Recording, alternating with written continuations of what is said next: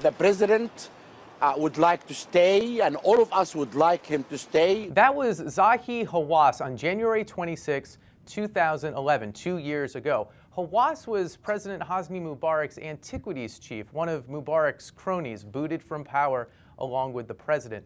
What happened to men like Hawass? The Post's Abigail Hauslohner has been spending some time with some of these guys and joins us from Cairo. Good to see you, Abby. Nice to be here. So in addition to Hawass, who exactly were you able to speak with? All four of these people are sort of on the spectrum of this sort of vague term in Egypt that's everywhere called feloul. And feloul means regime remnants. And that's sort of what the story is about, is looking at this concept and the people on this spectrum. Depending on who you ask, all of these people could be feloul, or only a few of these people, Hawass and Hosni. But all of these people have sort of suffered or been tainted by this label. So how hard was it to find these guys, and how eager were they to talk?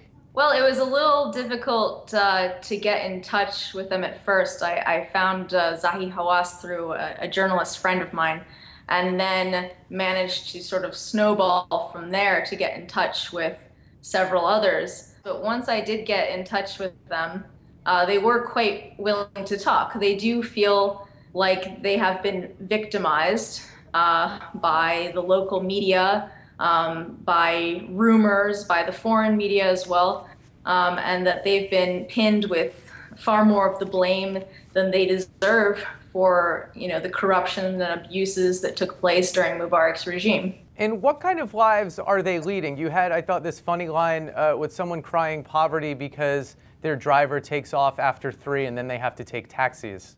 Well, Hawass said that with a bit of a smile.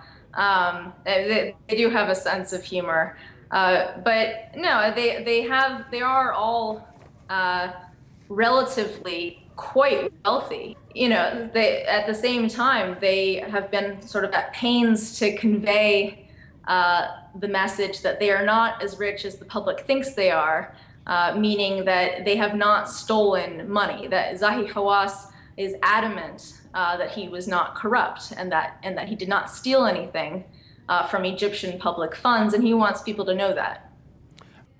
Last thing, the January 25th anniversary is upon us. Will it be celebrated in Cairo? No. Egyptians are going to be protesting on January 25th, and everyone is really sort of holding their breath to see whether that turns into violence or whether the day passes relatively peacefully as it did last year. This year, people are a lot more angry than they were last year. They're frustrated. And that's because not only do they feel like there hasn't been justice for the ex-regime, but a lot of the people who participated in the revolution are also angry about Islamist rule in this country. And so they're going out there on Friday with a lot of grievances. Okay, Abby, thanks a lot. My pleasure. That'll do it for us for tonight. We will fold things up. Hope to see you back here tomorrow.